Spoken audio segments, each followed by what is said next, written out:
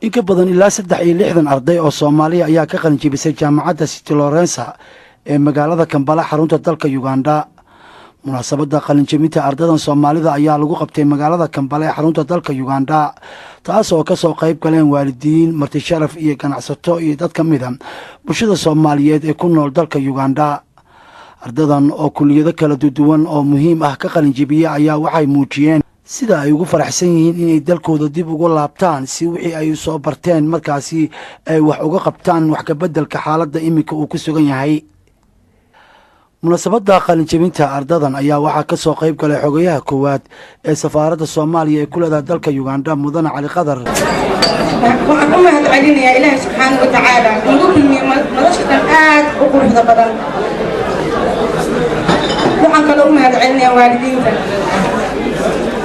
ilmadeer ayaa waxay tiri hantidaad leedihiyo wixii aad haabataba haddii loo siiyo abaankood lama hele waalidku waa la maqlaa.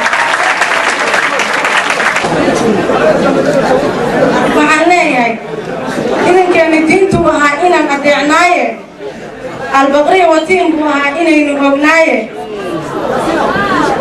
almaday wataan gaaladiiyo ubadka soo raacay oo faha inaan lagu jarin laga unoongeynin ama aysan aakhiro cadaab noqon abaalkaaga. waa inaad ixsaan iyo sharciga ku istimaataaye.